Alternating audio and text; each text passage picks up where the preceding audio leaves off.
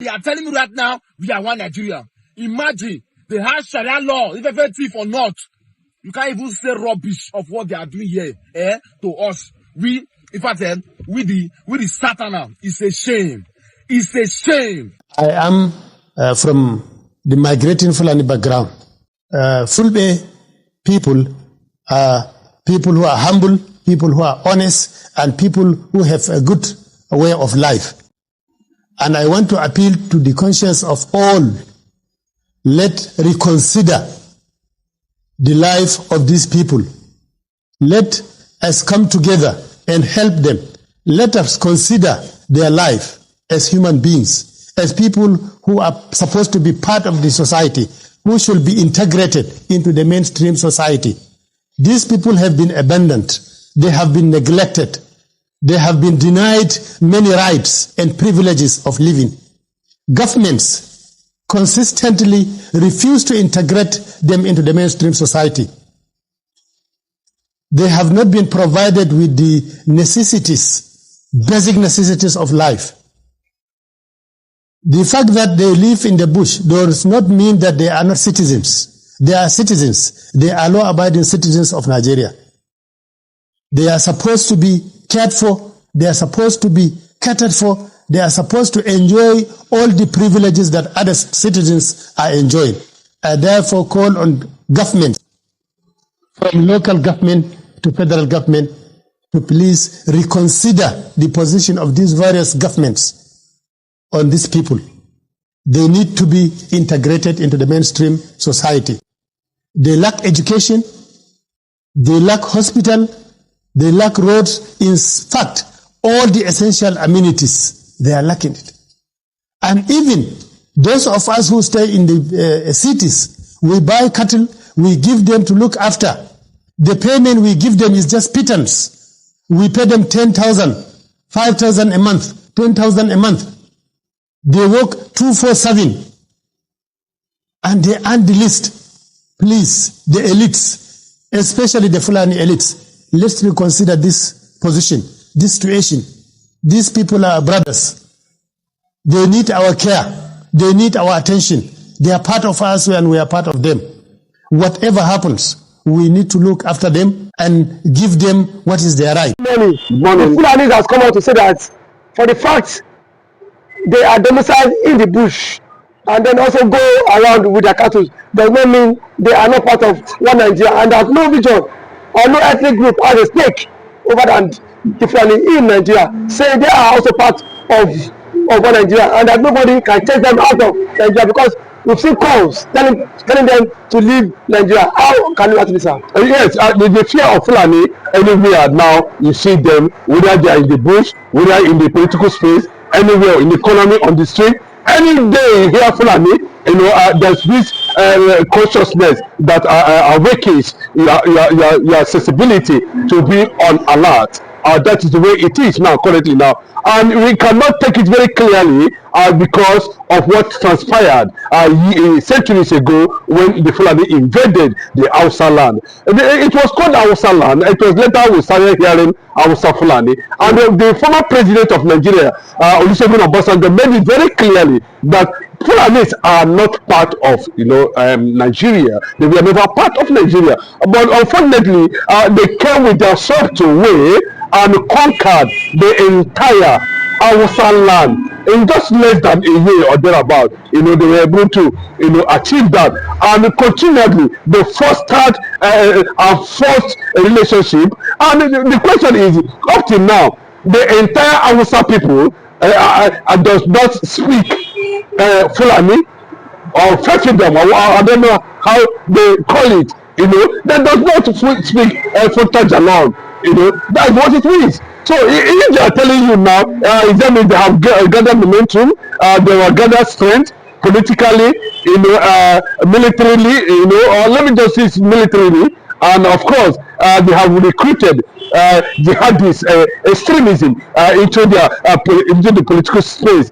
Most of you are acting as political actors now in Nigeria, have affiliations with those who are in the forest. They are not even in the forest trying to create an atmosphere of famine They are not even in the forest to wear whatever they call themselves as nomads. They are not even in the forest, to advance technology.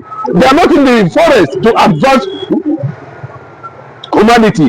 They are in the forest for Islam. And what is the meaning of Islam? In the forest for Islam? Yes, yes. What is the meaning of Islam? Go and check the dictionary meaning of Islam. You understand what is actually going on there.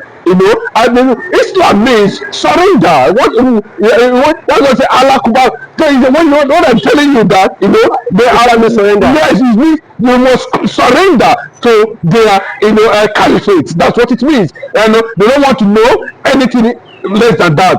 And that is what you are saying there. So you look at that extremism, radicalism, and radicalized orientation, to that extent, you begin to question yourself, what actually did the oligarch mean by, drafting Nigeria with this race, that have no respect for humanity, that have no respect for legality, that have no respect, for existence. And that is why nobody should blame Israel of today under Benjamin Netanyahu. Whatever action they are taking, yes, whatever action they are saying, yes, because if you look at that, who are you surrendering to? Who do you want to surrender? Who do you want to take over? Who do you not even by mutual respect or diplomacy? This is done by either hook or crew, force under gunpoint, killing and others. But nobody is going to take that. But that's the fact. But sir, Bashir Ahmed has come out to say that the Fulani has a major stake in Nigeria, just like the Igbos and the Yorubas. I can tell you very clearly, that among all the northern governors there you see now, there's no Fulani there, 88% of people in Katsina. Yes, governor. You can go and fact check. Senators, you can't see an Hausa man there. Okay.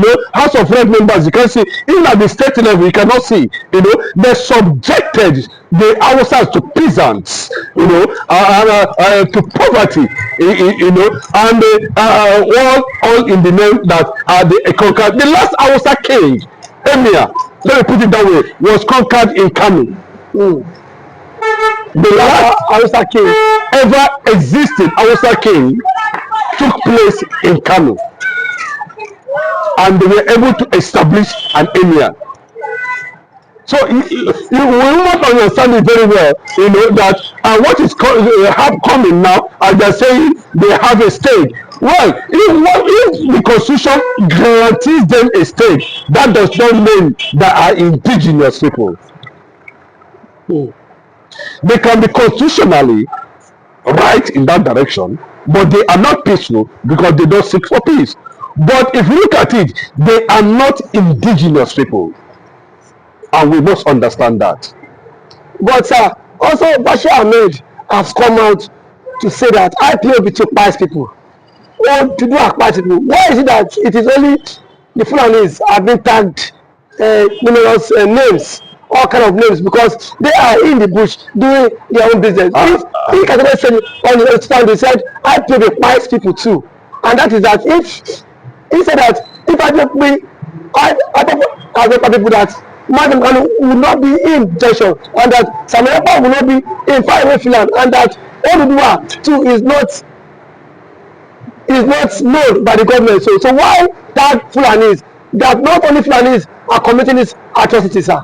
Well, let me tell you, when it comes to the issue of conquest, if you look at the history of the Igbo race, Igbos are the oldest tribe in Africa.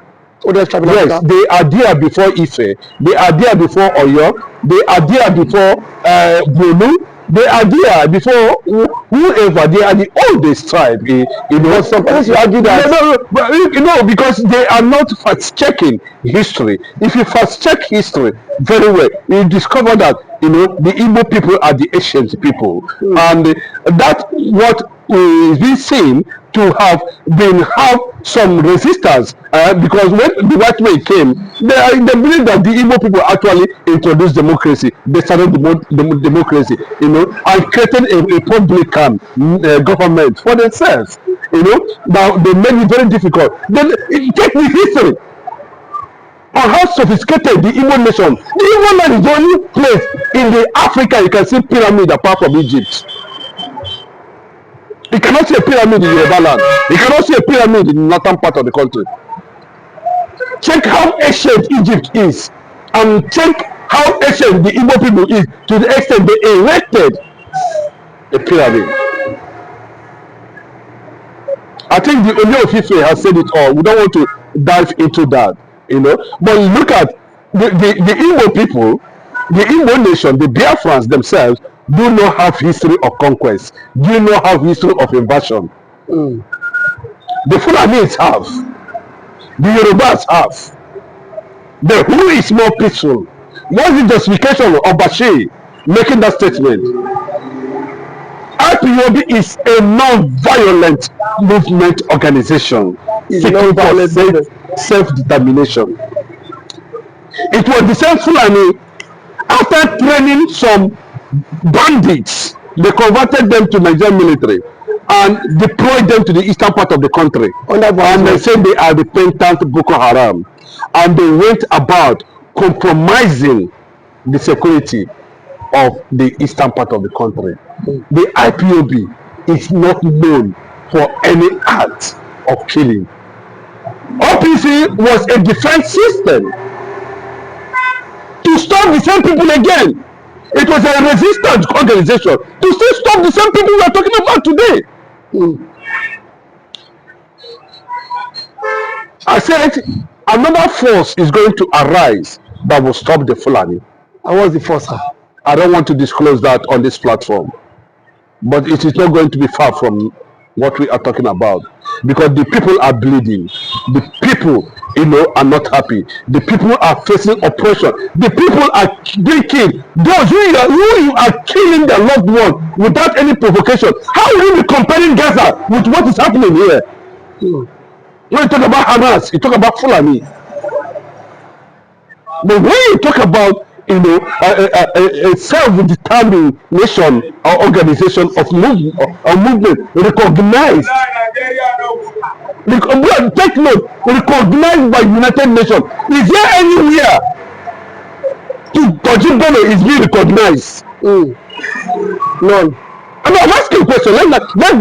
Because you see, yes, let us agree that political conquest already. Yes, they are already in the bush to sound everybody. Now that's what they are telling us. And that is why you are seeing uprising, the Christian organization are rising, and the Catholic bodies are asking questions. They are alerting the world. Because it's not that way that the Christian world cannot be radicalized. Nobody should tell you that. But Christians cannot also be radicalized. And you just benefit to kill Christians at any point in time without any provocation. But lastly, before I let you go now, also Bashir Ahmed said the major problem Nigeria have is that everybody should come to a round table rather than singling out the Fulanis or using them as a scapegoat. That the people would not tolerate that anymore. They have acquired ammunition, they have acquired sophisticated weapons and buried them in deep forests. Where did they get the money to do that? Is Iran actually financing them? Is political individuals, personnel, financing them? Why did Buhari become very sympathetic to the Fulani conquest agenda? Why is the excess of moving around, arresting people who are telling the whole world of the calamity and atrocities committed by the Fulani? Why is nnamdikanu will be released? Someone will be released. The world leaders are already on that. The Christian organizations are already on that. Those who define moment at every point in time are working on that. And at the particular right time, you are going to see whatever ambush they have laid in all the 36 states of the Federation, politically, economically, and otherwise, will be resisted. Even though those who compromise along the line will discover themselves to be another factor of experiments. Thank you so much for always coming out to help me, sir. Nigeria Defense Headquarters breakdowns now. as Fulani bandits actually carted away with 50 armor tanks and 100 guns, and now there is chaos in the defense headquarters now. The seniors have given marching order that those Fulani should not go unpunished. The president has given marching order. We've seen different presidents giving marching order. What is happening that yet marching order cannot stop these Fulani, but marching order can stop those in the Biafra part of the country. Yes, those ammunition we are seeing now is going to be deployed in the Biafra land and be sent into respective forests where they have their camps and cells. And it was a deliberate open doors by the military hierarchy to make sure that this is being taken away to foster more conquest agenda that is going on in the eastern part of the country.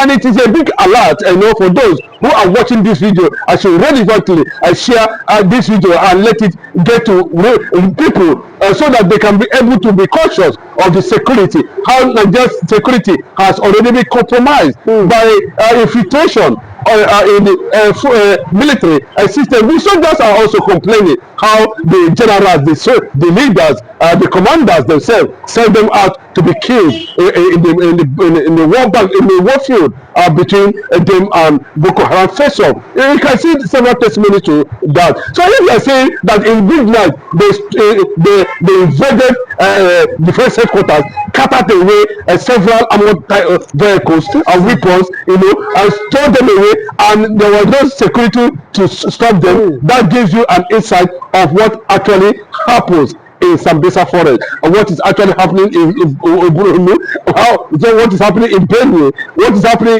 in different parts of the country. It is spreading, and you can see none of these governors in Nigeria now is saying anything, especially those from the southern part of Nigeria. Everybody is just silent, watching and waiting. Maybe they have taken their children outside the country. They have all it takes to escape in case of any chaos or breakdown of security. And that is because they all just keep quiet. And the more they keep quiet, the more they keep on advancing in politically. They keep on advancing, in their respective plan and agenda to finally declare Nigeria an Islamic nation. But sir, these men don't even mask their face anymore.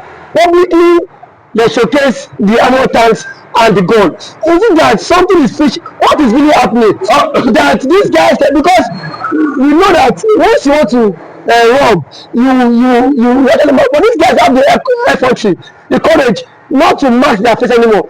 Doing a video publicly to mock the Nigerian defense headquarters. Sir, do you think that every Nigerian needs to be security conscious at this point in time? Nigerians are not even security conscious because they have been tormented with hunger. Everybody is just confused. Hunger. Yes, everybody is just confused. Nobody know. Everybody have just accepted at any point in time there's going to be suicide mission, and there's nothing anybody can do. So it is only people who are fed very well that can be able to carry AK-47 at any point, or that can even try to hide and run. If you don't have strength, you're not going to run. So virtually 130 million Nigerians are falling gradually under the conquest and of Islam in Nigeria. And what is it? When they take over your community, they will ask you to pay Islamic jails. If I can remember, that means you have started paying tax to them. You have surrendered to Islam, and that's the meaning of Islam. Islam means surrender. That's what it means. So they fight it, and the instruction is that fight until they surrender. You can see that kind of orientation, So, but I can tell you to an extent, this will have never contributed anything meaningful to the growth of the nation. They keep you incommunicado, and they keep you confused, and they still remind you with political appointments, giving southerners, nothing for free. At the end of the day, they turn them to Lulu. Look at what is happening in Anambra State. Look at what happened in Imo State. How can the governors be coming out and be confessing that Fulanis, were the people that imposed me in this state? as a governor and nothing happens. Then in the absence of justice, there's no judiciary. In the absence of legislation, enforcement of the law is totally, total breakdown. Then in the reality on ground, defense that makes you a sovereign nation. That is why Jonathan said that Nigeria is not a nation, not even a country. But seriously, sir, he is a Christian. What is he doing to safeguard? The question you ask yourself is not a Christian? Is Soludo not a Christian? Is David Umahi not a Christian? Is Audrey Okaro not a Christian? Is Bola Ahmed Tinubu's wife not a Christian? What are we talking about? And then we've seen countries who are predominantly, but you see, when you conquer the political class and you're able to eliminate the average class of resistance, then you have eventually conquered the territory. As simple as that. The political class in the entire east southern part of the country has already been imposed by these people. There's no middle class again because the farmers cannot go to farm. No, what do you do? So instead of me to die, I surrender to you. That's the picture. So when you say Christopher Musa is this and that, but go and look at the background very well. These are the people who have been in the position of authority for years. Even when Jonathan will want to come in and you see the resistance, they don't want anything to be exposed. Imagine Galadima going as far as saying that, we brought back Buhari because we know Buhari is a Fulanist.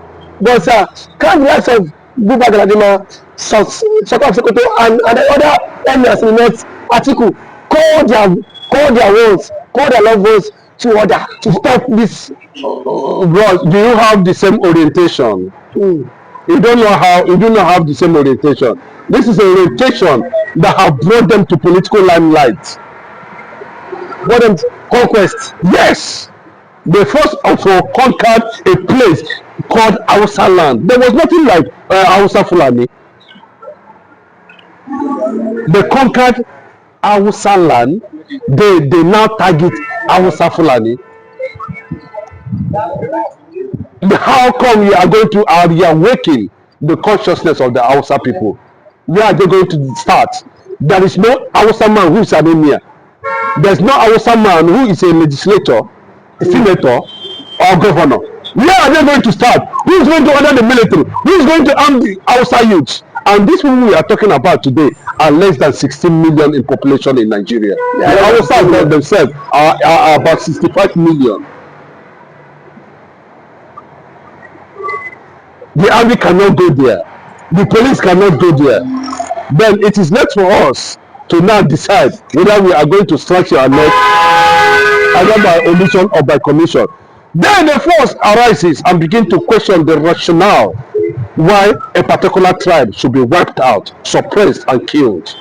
And that's the essence why nnamdikanu is where he is today. But I think he has left a legacy.